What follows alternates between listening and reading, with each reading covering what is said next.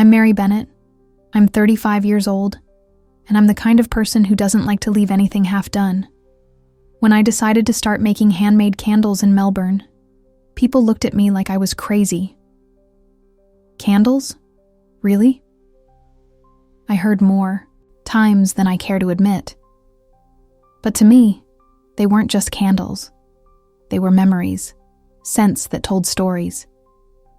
Each fragrance was a memory from my childhood, from warm afternoons at my grandmother's house, where the scent of lavender seemed to calm even the most difficult days. I wanted to bring that to other people, but I knew it wouldn't be easy. And then there was Lance Harper, my ex-boyfriend, a man as arrogant as he was confident. He owned a home decor store in the city center, always surrounded by customers impressed by his opinions on what really sells.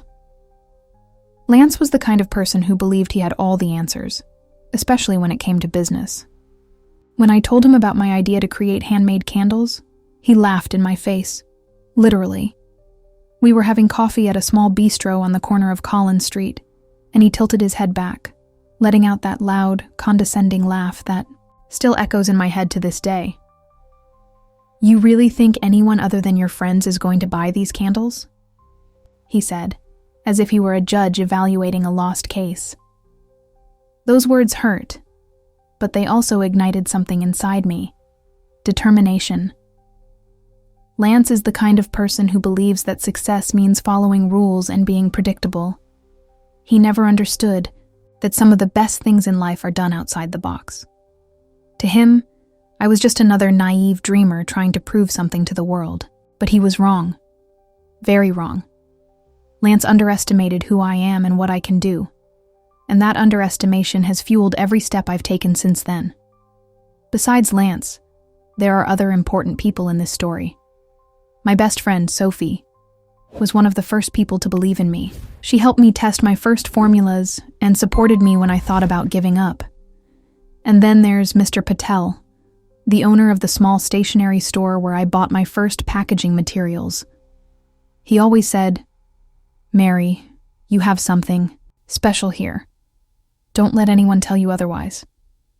Those words became a mantra for me. This journey isn't just about beating Lance or proving my worth. It's about overcoming doubts, failures, and fears.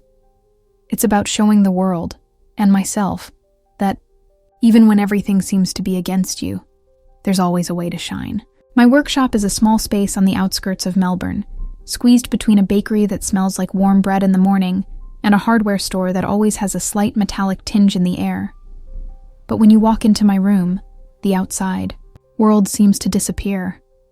The scent of candles, lavender, vanilla, cinnamon, envelops everything like an invisible hug. It's comforting, but lately, it's also been suffocating. The shelves are crammed with jars of wax, wicks, and bottles of essential oils, each with a handwritten label. My notebook is always nearby, its pages crumpled and stained with melted wax. The heat inside is constant, almost palpable. During the hottest days of the Australian summer, the air is so thick I can barely breathe. Beads of sweat trickle down my back as I work, and the sound of wax bubbling in the pot is like an insistent beat, reminding me that there is no rest until everything is perfect. Sometimes I stop for a moment and close my eyes, trying to focus on the distant sound of trams passing on the main street or the buzz of conversation coming from the bakery. But even so, the heat seems to stick to me like a second skin. The walls are covered with sticky notes with reminders and ideas scribbled in a hurry. One of them says, "Don't give up." Another, already faded, has a list of clients who have trusted me since the beginning. On the back wall, there is a small window overlooking a narrow alley. When sunlight shines through that dusty pane, it cuts through the room like a spotlight, illuminating dust particles suspended in the air. It's beautiful, in a chaotic way. Outside, Melbourne continues its frenetic pace. Cars honk, people rush to catch the next tram, and the wind carries the smell of fresh coffee mixed with bus exhaust. But inside, it's as if time moves more slowly. Or maybe it's just me, trying to hold on to every second before something else goes wrong. Every detail of this place, the heat, the smells, the sound of melting wax, carries the weight of all my dreams and fears. This is where I built my life, and this is where I'm going to fight to save it. It all started with a laugh. A simple but cutting laugh from Lance in the middle of that busy cafe. He wasn't just doubting me. He was telling me I was too small, too much of a dreamer, too naive to take on the business world. He didn't say it directly, of course. Lance never had to. His condescending tone and that superior look spoke volumes. "You really think anyone will take this seriously?" he asked, pointing to the draft of my business plan on the table. The way he said this, as if my ideas were disposable, made me furious, but also hurt. That laugh was etched in my mind like an echo that wouldn't fade. I knew Lance wasn't the only one who thought I was doomed to fail. My own family had doubts. My older brother, always practical, warned me, "Mary, this isn't child's play. You're risking your savings on something that might not even work." Even Sophie, my best friend, hesitated at first. "Are you sure you're ready for everything that comes with this?" she asked, concerned. But I knew I couldn't give up before I even started. Not because of them, or Lance, but for myself. The main problem, however, wasn't just the lack of support. It was the fact that I was still learning myself. When I made my first batch of candles, I was so proud. Each jar looked perfect, each scent carefully chosen. But I soon realized something was wrong.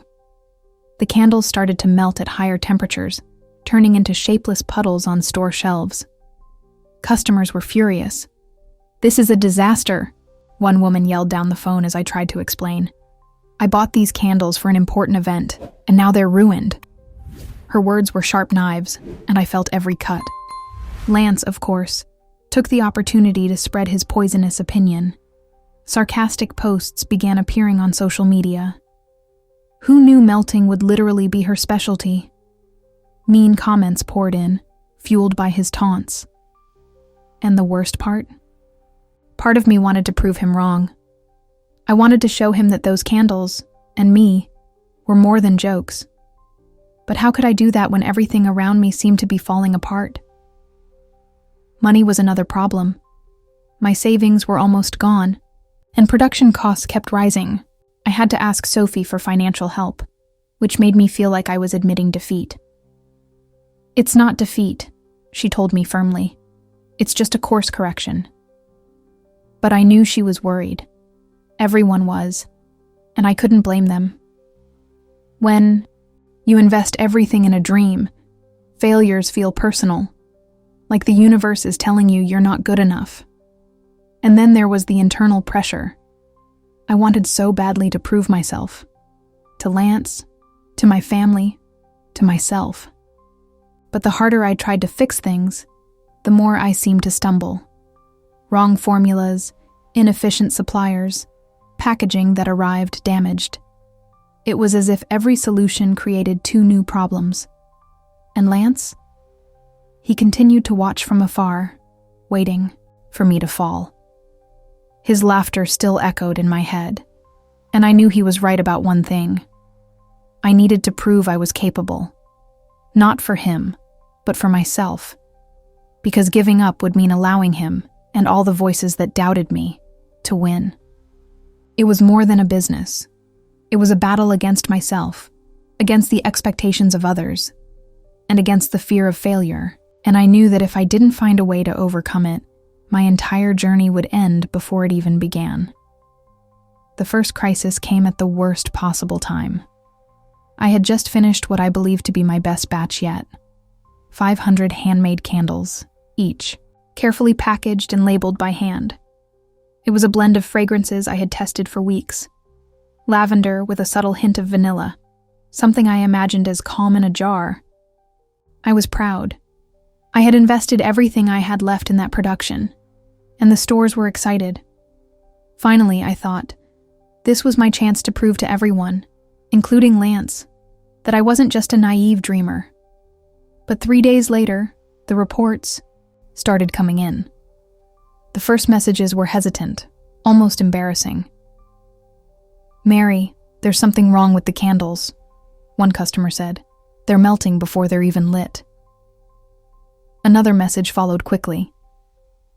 Mine turned into a shapeless puddle on the shelf. In less than 24 hours, my phone was flooded with photos of transparent jars covered in melted wax, spreading across store counters or dripping onto customers' hands. Each image was like a punch in the stomach.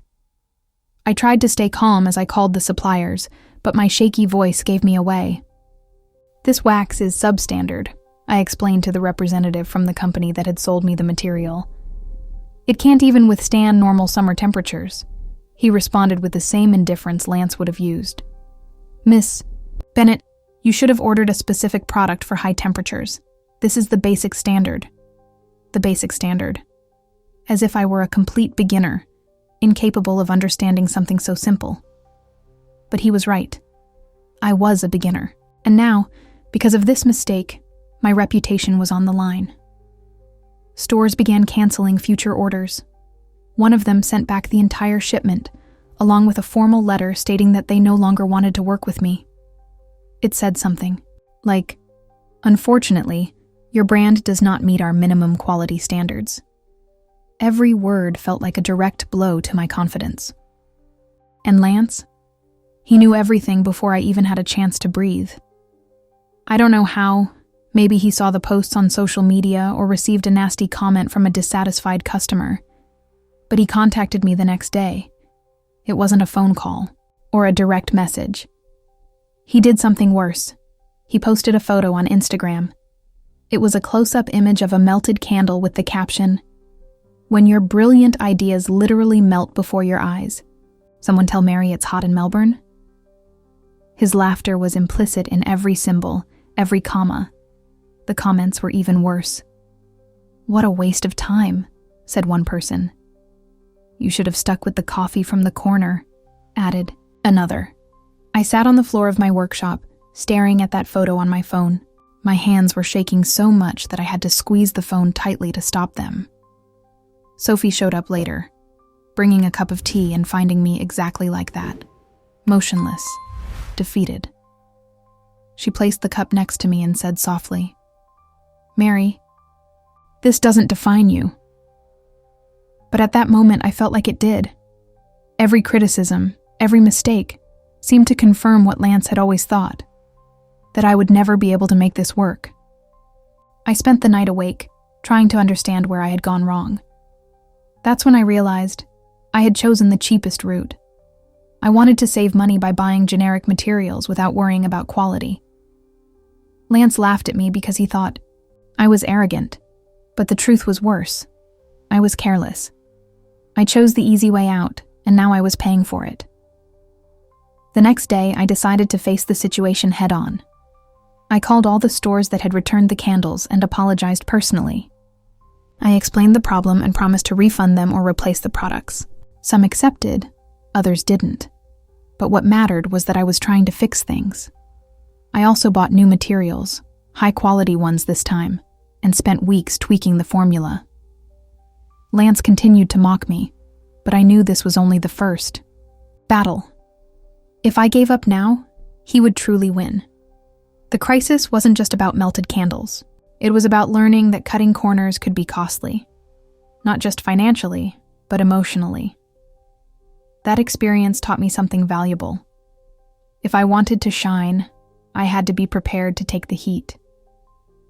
After weeks of tweaking the formula and apologizing to customers who barely knew my name, I finally scored a small victory. My new candles, made with superior materials and tested repeatedly under high temperatures, began to sell.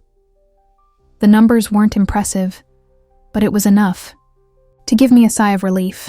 I sold about 100 units in the first month, almost all to close friends, family, and a few local stores willing to give me another chance. It was as if I had found a small ray of sunshine in the midst of the storm.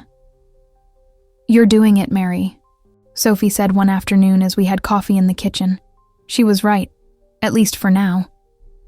Lance hadn't said anything about my comeback, but that was to be expected. He was probably too busy spreading his poisonous opinion to other unsuspecting entrepreneurs. Still, his silence was comforting. For the first time in months, I felt like I might be on the right track. But that sense of security was short-lived. A week later, I received a large order from a boutique store in downtown Melbourne. They wanted 500 candles for a special event and were willing to pay in advance. I was so excited I could hardly sleep. Finally, I thought, this was my chance to prove I could compete in the market. I worked day and night to meet the deadline, fine-tuning every detail. The fragrances were perfect, the labels flawless. When I delivered the boxes in person, the store owner smiled and said, "These are going to be a hit." But then came the blow. 2 days before the event, I received an angry phone call. "Your packaging is damaged," shouted the woman on the other end of the line. "The lids are breaking, and the candles are leaking oil down the sides. This is unacceptable." She sent photos that proved her words: stained jars, crooked labels, and bottles with small cracks. Each image was like a stab in the chest. I immediately called the packaging supplier. "This shouldn't have happened," he said, without a hint of guilt. Maybe it was a shipping error. But I knew it was my fault. I was so focused on perfecting the candle formula that I neglected the packaging. I rushed to the store, trying to salvage what I could, but it was too late. The customer canceled the order and posted a public review on social media. "Mary Bennett? Never buy from her again. She's amateurish and irresponsible." That message spread quickly, and Lance didn't miss the opportunity. He commented on the post with a laughing emoji and wrote, "Looks like she hasn't learned her lesson." The false sense of security I had felt evaporated completely. Once again, I was back to square one, facing criticism and doubt. Only now, they came with an extra dose of frustration. I had believed I was improving, that I was overcoming everything. But I realized that every step forward brought new challenges, and that the road to success was much more winding than I had imagined.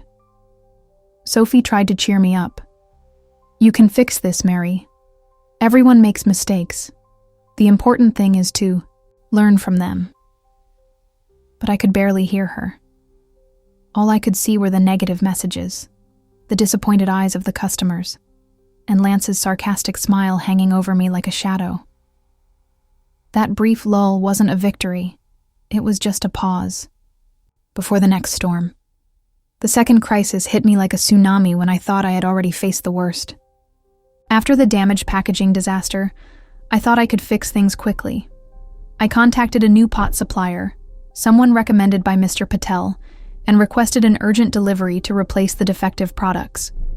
I spent sleepless nights repackaging candles, trying to regain my customers' trust. But then something even bigger happened, something that threatened to destroy everything at once.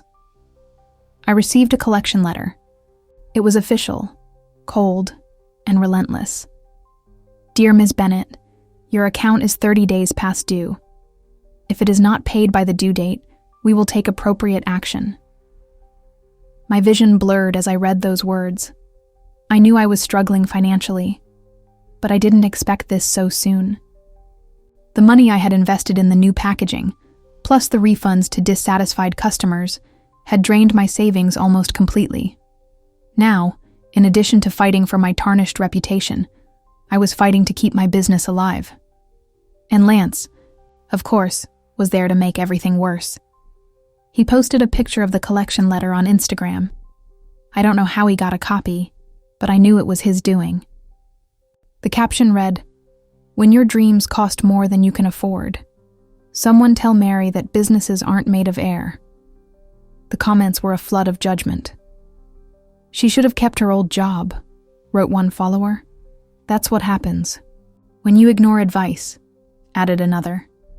Every word was like a direct blow to my pride, but the worst was yet to come. A large corporate client, who had expressed interest in purchasing 10,000 units as gifts for employees, canceled the order. I received the email one morning, and it was like being punched in the stomach. "After reviewing your financial situation, And the recent controversy surrounding your packaging, we have decided to seek another supplier, the message read. They didn't even give me a chance to explain. They just moved on, leaving me alone with a growing debt and no contracts in sight. I stood frozen in my workshop, staring at the computer. The stifling heat seemed even worse that day, as if the environment itself was conspiring against me. Sophie showed up later, bringing Chinese food and asking if I needed to talk. But I could barely form a sentence. "I don't know what to do," I muttered, without taking my eyes off the screen. She sat down next to me and said, "You've been through so much. This too shall pass." I wanted to believe her, but it was hard to see any light at the end of the tunnel. That's when I got another call, this time from the bank. They told me my business account was about to be frozen due to insufficient funds. "Miss Bennett, we suggest you find a solution urgently," said the representative, in that bureaucratic tone that makes you feel small. I hung up the phone and allowed myself to cry for the first time in months. Everything seemed to be falling apart at once. My reputation, my finances, my dream. But what really scared me was the silence inside me. There was no more anger, just exhaustion. Lance continued to mock me, spreading rumors about my inevitable failure. People started looking at me like I was a ticking time bomb. Even Mr. Patel, who had always been kind, asked hesitantly, "Mary, are you sure you can keep going?" That night, I sat on the workshop floor surrounded by unfinished candles and asked myself, is it worth it? Did I have the strength to face another crisis? But then I remembered why I started this in the first place. The memories of my grandmother's house, the smell of lavender that calmed me on difficult days. Lance could laugh, customers could doubt me, but no one could take away the passion that brought me here. I decided I wasn't going to give up. If I was going down, I was going down fighting. I started looking for investors, even though I knew it would mean giving up some control of the business. Lance would probably say I was begging for help, but I didn't care. All that mattered was surviving. Because deep down, I knew this crisis wasn't the end. It was just another test, and I was determined to pass it. The third crisis came disguised as an opportunity. An investor named Rachel appeared on my radar, almost like a miracle amid the chaos. She was an elegant woman with short hair and a smile that seemed genuine. Or maybe it was just desperation making me see kindness where there was none. Rachel had a solid reputation in the market and promised to save my company from bankruptcy. But there was a condition. I had to abandon handmade candles and focus on industrialized products, which were cheaper and more profitable. "Mary, you have talent," she said during our first meeting at a fancy cafe in downtown Melbourne. "But this craft niche is limited. If you want to scale up, you need to adapt." She opened a folder full of charts and financial projections, showing how a line of mass-produced candles could put me on the national map. It was tempting. The money she offered would cover my debts, finance new equipment, and give me room to breathe. But something inside me hesitated. These candles were more than just products to me. They were memories, stories, emotions. Each fragrance was created with intention. Lavender to calm, vanilla to comfort, cinnamon to energize. Industrializing everything would mean losing that. It would mean giving up the essence of what brought me here. Lance was right about one thing. I wasn't practical. I was emotional. And now, that part of me was being put to the test. Rachel sensed my hesitation and softened her tone. "Look, I know this may seem drastic, but business is about tough decisions. Do you want to survive, or do you want to be sentimental?" Her words echoed in my head for days. Lance also heard about the offer, probably because someone told him, and made sure to comment on it. "Finally, Mary is realizing that dreams don't pay the bills," he wrote in a public message. The pressure was unbearable. I spent sleepless nights debating with myself. On the one hand, Accepting Rachel's offer meant solving all my immediate problems. I would pay off my debts, silence my critics, and maybe even take a step forward in the market. But on the other hand, it would be like erasing who I was. Sophie tried to help me. "You have to think about the future, Mary," she said. "But you also have to be true to yourself." Then something unexpected happened. I got a call from a longtime customer, someone who had bought my first candles years ago. "I know you're going through a tough time," she said, "but your candles changed my life. They helped me cope with the loss of my husband. Please don't give up on them." Those words hit me like a bolt of lightning. For the first time, I understood that my candles weren't just products. They had an impact. They were more than numbers on a spreadsheet. I decided to turn down Rachel's offer. It was one of the hardest choices I've ever made. I explained to her that I couldn't abandon the essence of my business, even if it meant continuing to struggle. She respected my decision, but made it clear that I would be on my own from then on. Lance, of course, gloated even more. "She chose feelings over success," he said. But for the first time, his words didn't hurt as much. I knew I had made the right choice. That moral crisis was more painful than any other. There were no wrong formulas or faulty packaging. It was something much deeper. But it was also the crisis that taught me the true meaning of my work. Lance would never understand that, and perhaps no one else would either. But I knew that by following my heart, I was building something greater than any profit could measure. The fourth crisis hit like a hurricane, without warning and relentless. After turning down Rachel's offer, I knew I was on my own. Completely on my own. But time was not on my side. My bank account was dwindling, creditors were impatient, and Lance seemed to be everywhere at once, spreading doubts about my ability to keep the business alive. And then came the final blow. A boutique store in downtown Melbourne, one of the few that still trusted me, called to cancel our contract. "Customers are complaining about the prices," they said. "We can no longer justify selling your candles." That news was like a punch in the stomach. I had worked so hard to regain the trust of these stores, tweaking formulas, improving packaging, and even cutting my own profits to keep prices affordable. Now, it seemed like everything was falling apart. Again. Lance posted about the cancellation on social media, of course. Mary Bennett tried to stay true to her dreams, but it looks like even that isn't working, he wrote, accompanied by a sarcastic laughing emoji. People started commenting, and the messages were even worse than before. "She's too stubborn to give up," someone said. "Maybe it's time to admit defeat." I could hardly sleep. With every passing hour, I felt the weight of urgency increasing. The deadline to pay the collection letter was running out, and my business account was on the verge of being blocked. I contacted the bank again, begging for more time. "Miss Bennett, we understand your situation, but we need guarantees," they said, with that bureaucratic tone that made me feel smaller with every word. There was no more room for negotiation. Desperate, I decided to look for alternative options. I spent days sending emails and making calls to other stores, offering discounts and promotions. Some agreed to try small batches, but not enough to save my business. I tried creating online campaigns, investing what little money I had left in social media ads. It worked partially. I received a few individual orders, but it was like trying to put out a forest fire with a cup of water. Each sale was a small victory, but far from enough. Sophie showed up one night with Chinese food and a worried look on her face. "Mary, you need to think big, something that will make people really notice your work." She was right, but I didn't know what to do.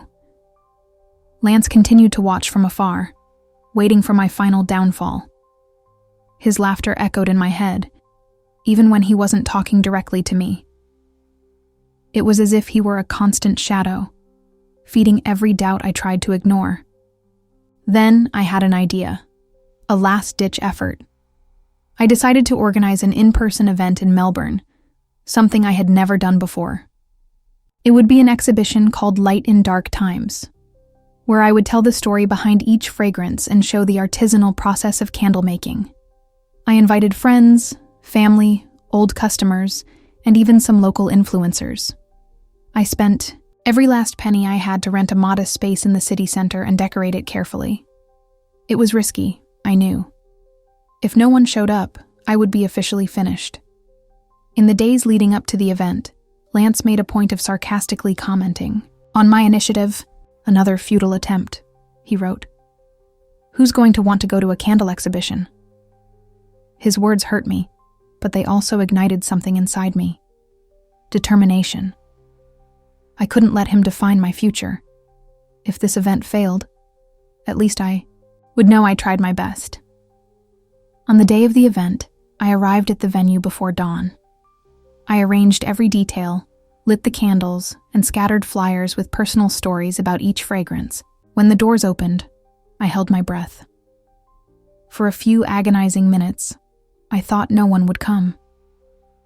But then slowly, people began to arrive. Friends, old customers, and even strangers showed up. It was a fragile moment, but full of hope. I knew it wouldn't solve all my problems, but maybe it was the beginning of something new. The pressure was unbearable, but I knew I couldn't give up now. This was the point of no return.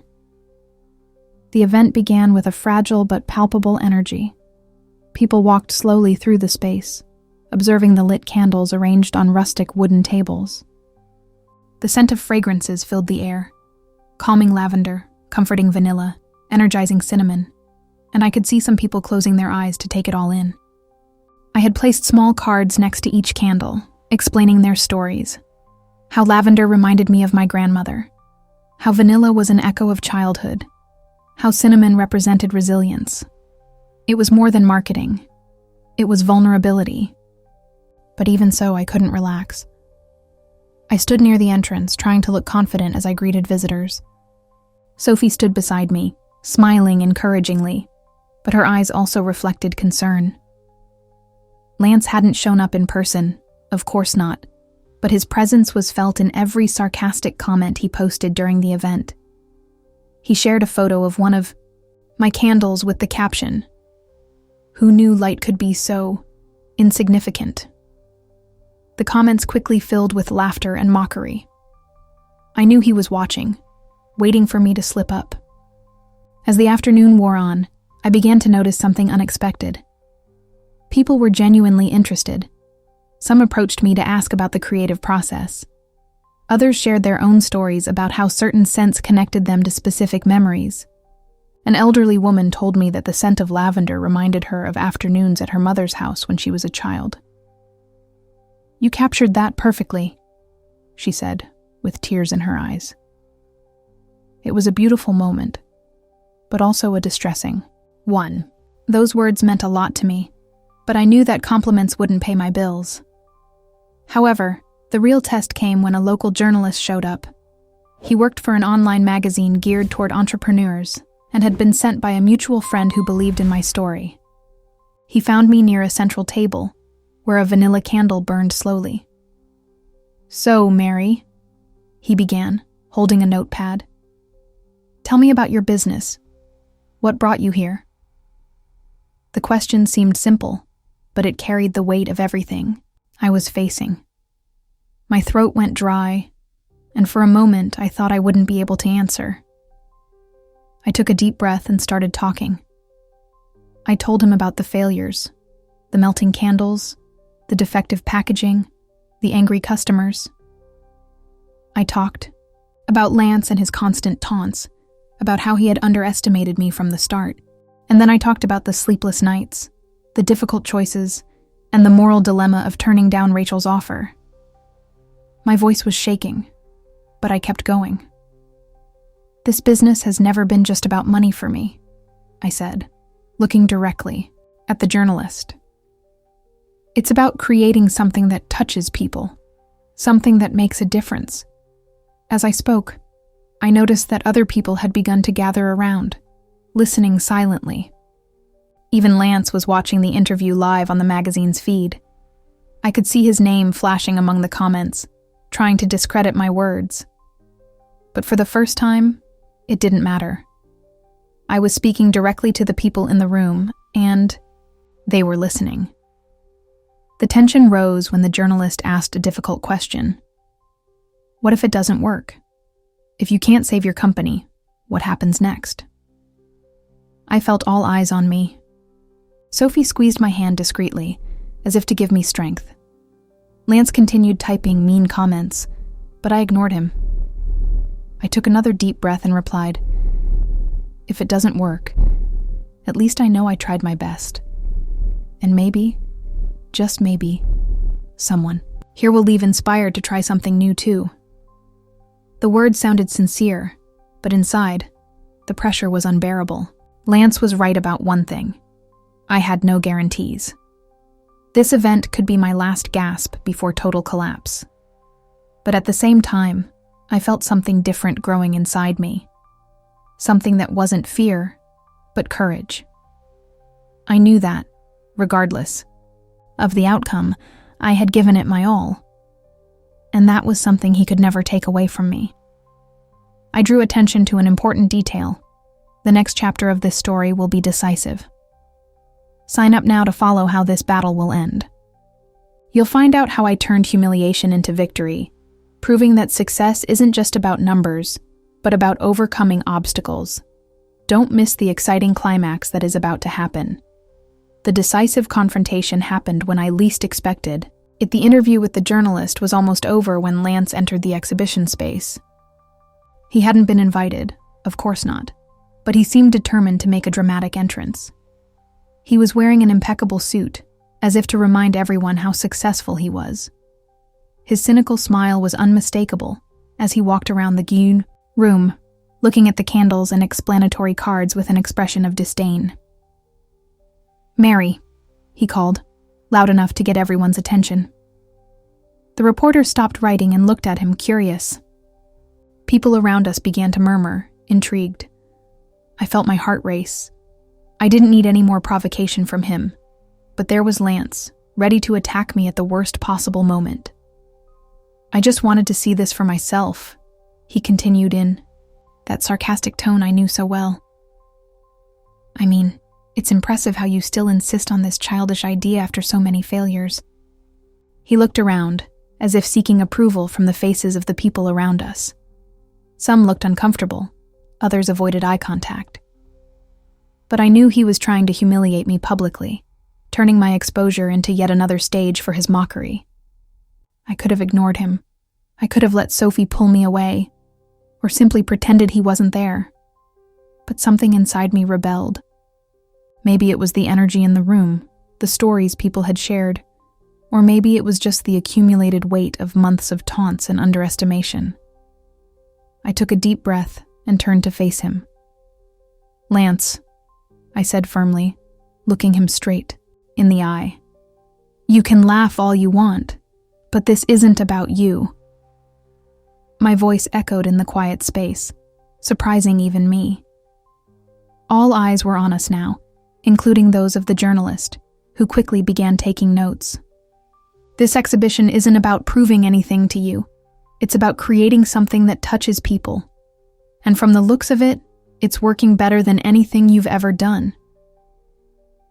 Lance looked momentarily taken aback, but quickly regained his arrogant posture. "Touch people. Mary, this is a business. Business is about results. And from what I see, your results are going downhill." Then something extraordinary happened. An elderly woman, the one who had told me about the afternoons with her mother and the smell of lavender, intervened. "With all due respect, sir," she said, addressing Lance with calm authority, "these candles mean much more than money. They bring back memories. They bring comfort. And from what I can see, you don't understand any of that." Murmurs of agreement began to rise around us. Lance blushed, visibly unsure of how to respond, but he wasn't willing to give up. "That's just cheap sentimentality," he retorted, trying to sound confident. "At the end of the day, it all comes down to numbers." Before I could respond, the reporter spoke up. "Mr. Harper, right?" he asked, raising an eyebrow. "Do you have any direct connection to Mrs. Bennett's business?" Lance hesitated for a moment before shaking his head. "Then with all due respect, why exactly are you here?" The question was like a well-aimed punch. Lance stammered, trying to formulate a response, but the words seemed to escape him. He looked around, realizing he was isolated, that his presence there was unnecessary and even unwanted. People began to applaud, first timidly, then louder. It was as if they were saying they'd had enough of his taunts, but I didn't want to let him get away like that. "You know, Lance," I said, approaching him, "you spent months trying to bring me down, laughing at me, spreading rumors, doubting me every step of the way. And you know what I realized? You were never afraid of me failing. You were afraid of me succeeding." Lance stared at me, his face a mixture of anger and shame. He tried to say something but couldn't find the words. Instead, he turned abruptly and left the room, knocking over a few chairs on his way out. I stood there for a moment, shaking with adrenaline. Sophie hugged me, whispering, "You did it." But I knew it wasn't just about standing up to Lance. It was about standing up to all the voices, internal and external, that tried to convince me I wasn't good enough. And for the first time, I truly believed I could overcome any obstacle. That public victory was crucial, but I knew the real test was yet to come. The event ended with modest sales, but enough to give me a little more breathing room. Lance had exposed himself to ridicule, but my financial battles were not yet over. However, something had changed inside me. I was no longer the woman who trembled at his taunts. I was someone who fought with courage, and that was just the beginning. The turnaround came from where I least expected it. A few days after the event, I received a call from the journalist who interviewed me. He was excited, almost euphoric. "Mary, your story is making an impact," he said. "People are sharing the interview online. Many are talking about your resilience and how you stood up to Lance in front of everyone." I felt a chill when I heard that, but I still didn't understand what it meant for me. Then he told me something unbelievable. An editor at Forbes had contacted him. They wanted to turn my story into a cover story. A craft entrepreneur overcoming enormous challenges and proving her worth? It's inspiring, the journalist explained. My heart stopped. Forbes. I could barely process the words. It was as if it were all a dream, or another cruel twist of fate. But there was more. The journalist revealed that Lance had also been contacted by the Forbes team. They had seen his malicious comments on social media and his constant attempts to sabotage me. They thought it would be interesting to include him in the article as a critical voice. Lance, of course, accepted immediately, probably thinking he would finally have the chance to humiliate me publicly on a global platform, but he had no idea what he was about to face. The Forbes interview was quickly scheduled, and Lance showed up on the day, dressed as if he were going to receive an award. He smiled for the cameras, confident that he was about to prove to the world how wrong I was. When it was his turn to speak, he began with his usual speech.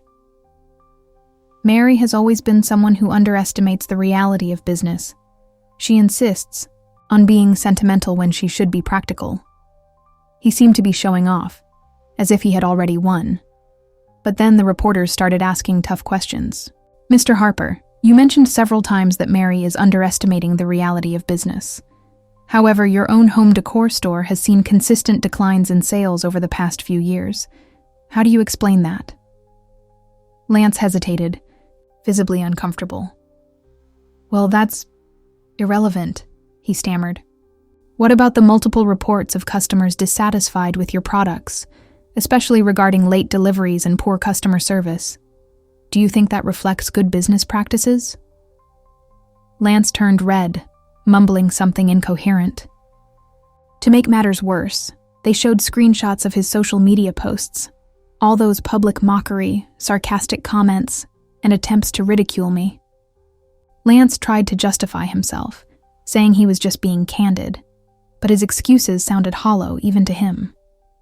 Meanwhile, I answered the questions calmly and sincerely, talking about my struggles, lessons learned, and the purpose behind my business. The differences between us were stark. When the article was published, Lance was exposed like never before. Forbes readers were not kind to him. Comments such as, "This guy needs to learn to support instead of tear down," and "Mary is the true definition of success," dominated the comments section. Lance tried to delete his social media accounts and even temporarily close his store, but the damage was already done.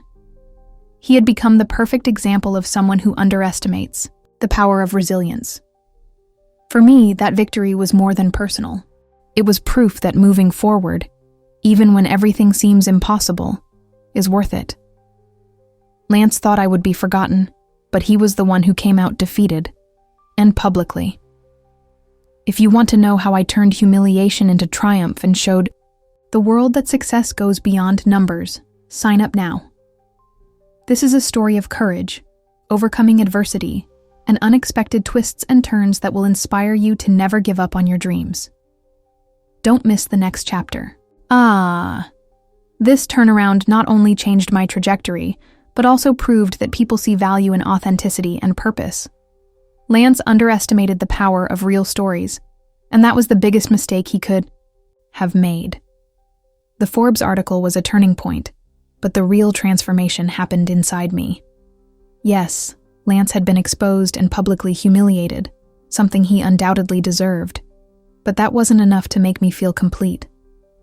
I had to face something even more difficult, the weight of my own doubts. As much as I had proven my worth to the world, one question still lingered in the back of my mind. Did I really belong there? Was I good enough? In the days following the publication, I received hundreds of messages from people who identified with my story. Some shared their own struggles. Entrepreneurs trying to rebuild failed businesses, mothers struggling to balance career and family, young people discredited by those who should have supported them. Each message was like an echo of what I had felt so many times myself: loneliness, frustration, fear of failure. But there was also something else in these people's words: hope.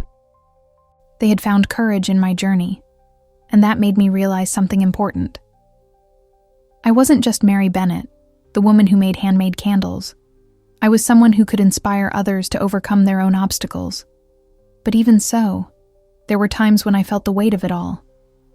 One night, after reading another emotional message from a customer, I started to cry. Sophie was there with me and asked, concerned, "Mary, what's wrong?" I couldn't explain it properly.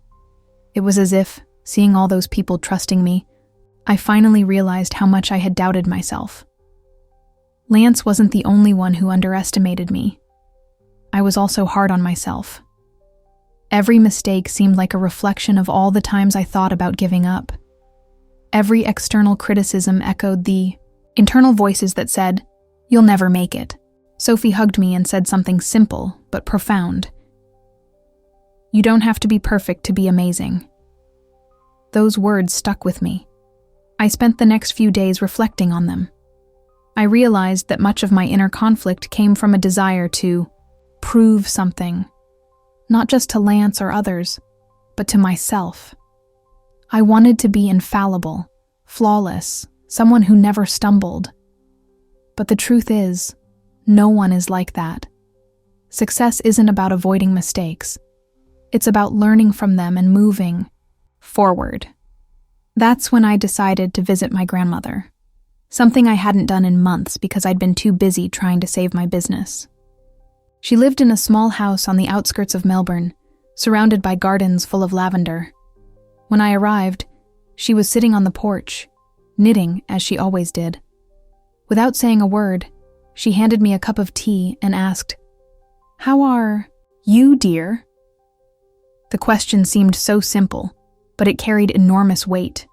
I began to tell her everything: the failures, the criticism, Lance's public exposure, the Forbes article. She listened silently without interrupting. When I finished, she smiled and said, "Mary, do you know why I've always loved these lavender plants?"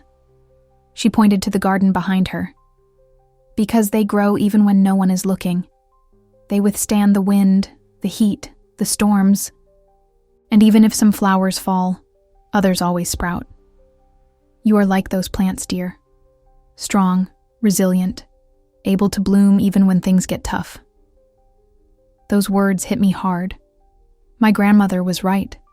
I had spent so much time trying to prove my worth to others that I forgot to recognize my own strength. It didn't matter what Lance or anyone else thought. What really mattered was that I had kept going, even when everything seemed lost. I had learned from every mistake, faced every crisis, and moved forward.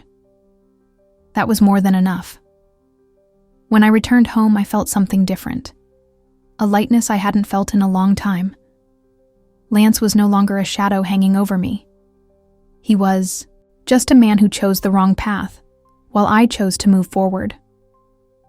My scars, both emotional and financial, were still there, but they no longer defined me. They were marks of battles won, proof that I was stronger than I ever imagined. I finally understood that success isn't about eliminating fear or ending doubts. It's about continuing, even when they're there. And for the first time, I felt whole. Not because I had achieved perfection, but because I had accepted my imperfection. That was the greatest victory of all. The main conflict, my fight against Lance and everything he stood for, finally came to an end in the most unexpected way. After the Forbes article, the repercussions were swift and relentless. Lance tried to hide, but social media wouldn't let up. People started sharing screenshots of his malicious posts, linking them to his business failures. Customers dissatisfied with his home decor store also came forward to comment, exposing delivery delays, poor quality products, and bad customer service.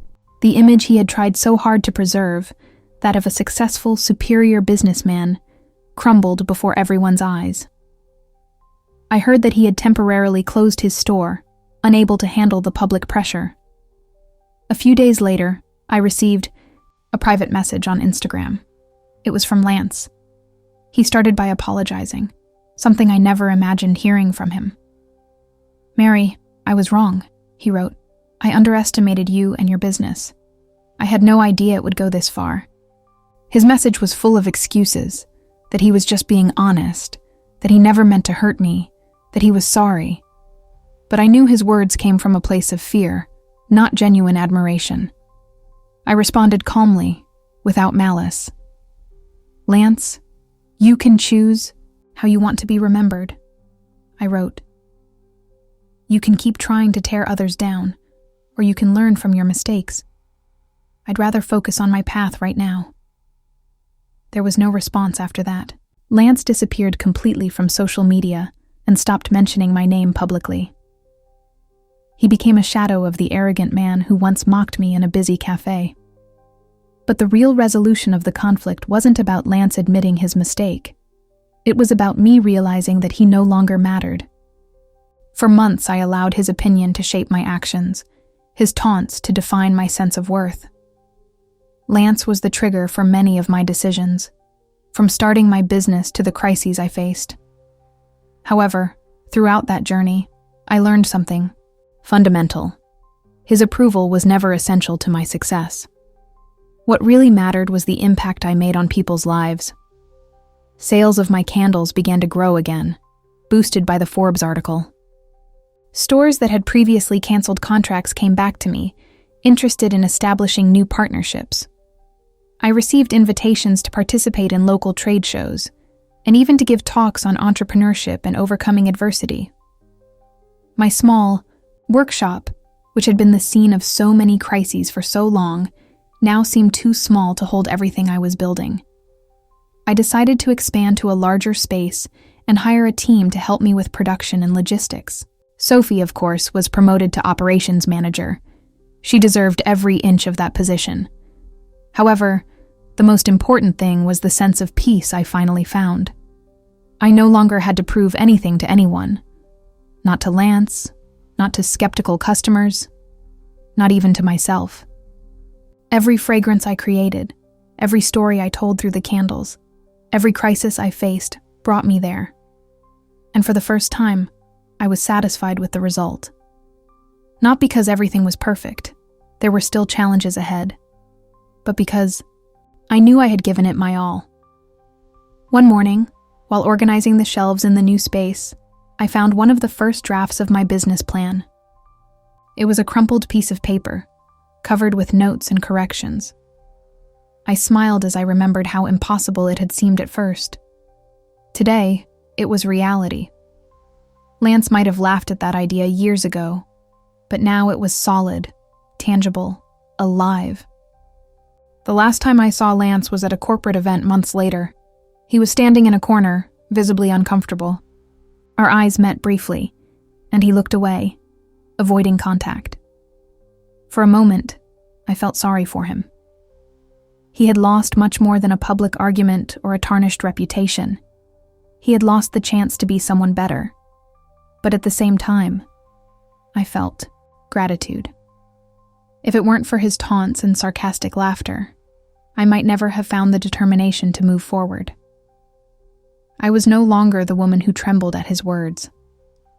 I was Mary Bennett, founder of a business that touched hearts and transformed memories into scents. And that indeed was enough. The consequences of this journey touched the lives of many people, not just mine, but also Lance's, Sophie's, my clients, and even those who only followed the story from afar. For me, the impact was profound. I became a stronger, more resilient, and above all, more authentic version of who I always wanted to be. But the changes weren't just internal. My business grew in ways I never imagined. From a small workshop in Melbourne, I went on to lead a dedicated team with plans to expand to other cities in Australia. My candles began to be sold in boutique stores in Sydney and Brisbane, and I received invitations to participate in international trade shows.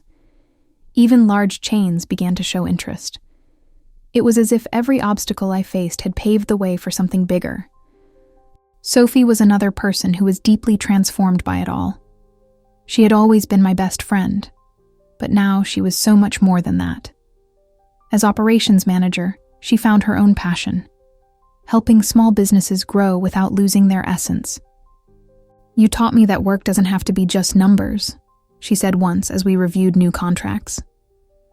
"It's about creating something that makes a difference." Seeing Sophie flourish alongside me was one of the greatest rewards of this journey.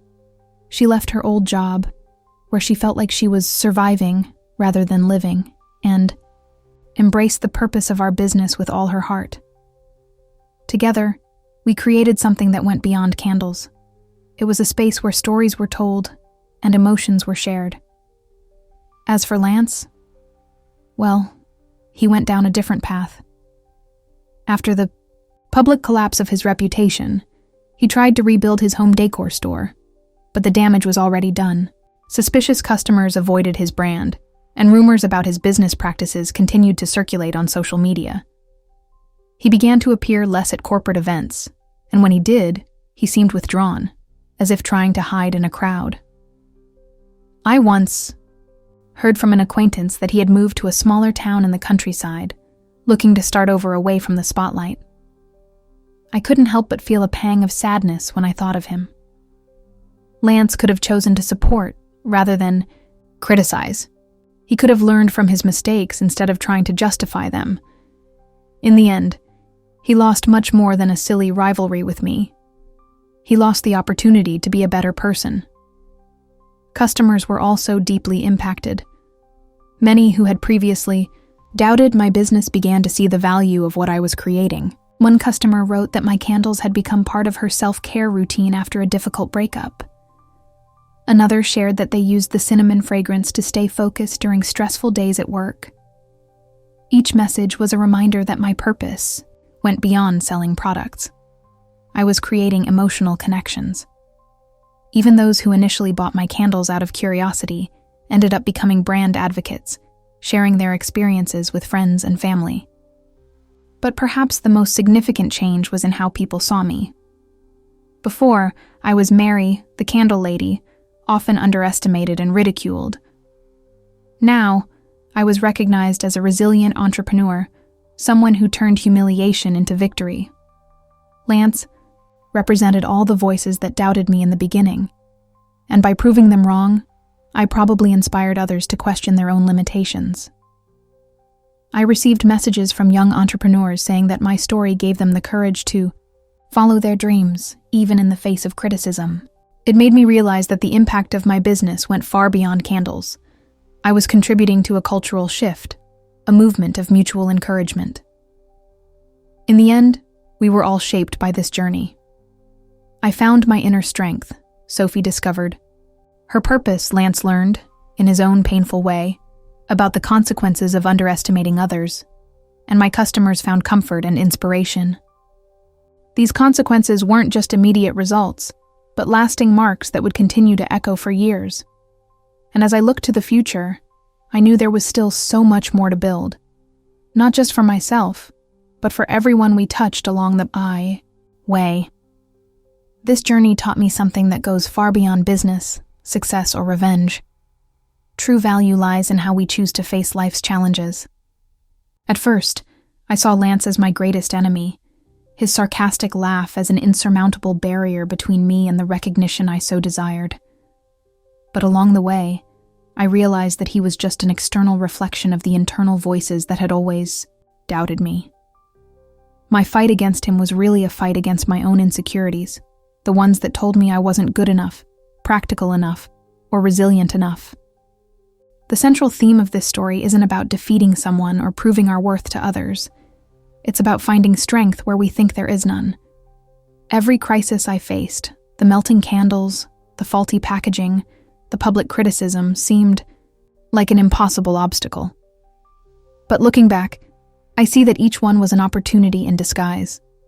They taught me to be better, more creative, and more compassionate, both with others and with myself. It is these experiences that shape us, that turn dreams into reality and doubts into determination. I also learned that success isn't measured solely by numbers or public recognition. Yes, being on the cover of Forbes was an important milestone, but the real triumph was realizing that I had touched people, that my candles, simple objects made of wax and wick, carried deep meaning for those who used them. A customer once told me that lighting one of my candles was like hugging a memory. Another shared that my lavender fragrance helped her sleep after difficult days caring for a sick relative. These moments showed me that purpose is more powerful than profit. When you create something that resonates emotionally with people, you leave a mark that goes far beyond the financial. Lance represented all the voices that try to tear us down, whether it's an arrogant ex-boyfriend, a dissatisfied customer, or even ourselves in our darkest moments. He symbolized the resistance that everyone encounters when pursuing their dreams. But I've learned that these voices only have power if we allow them to. Lance never had control over my destiny. He just gave me reasons to keep fighting. And in the end, that's what made me stronger. Another crucial point in this story is that no one achieves success alone. I wouldn't be here without Sophie, whose loyalty and encouragement were my safe haven in the midst of storms. Nor without Mr. Patel, who always believed in me even when I was full of doubts. Even frustrated customers and harsh criticism played a role. They showed me where I needed to improve and pushed me to grow. Success is not a solitary journey. It is a web of connections, support, and shared learning. Ultimately, this story has taught me that failure is not the opposite of success. It is part of it. Every mistake I made, every obstacle I faced, was a lesson that brought me closer to where I am today. It hasn't been easy, and there are still days when I feel insecure or tired. But now I know that these feelings aren't signs of weakness. They're reminders that I'm alive, fighting, and evolving. If I could go back in time and talk to the desperate, insecure Mary who started this journey, I would tell her, don't be afraid to fail. Don't be afraid to be vulnerable. Because in the end, that's exactly what will make you invincible. That's the heart of this story. No matter how difficult the path may seem, what really matters is how you choose to move forward.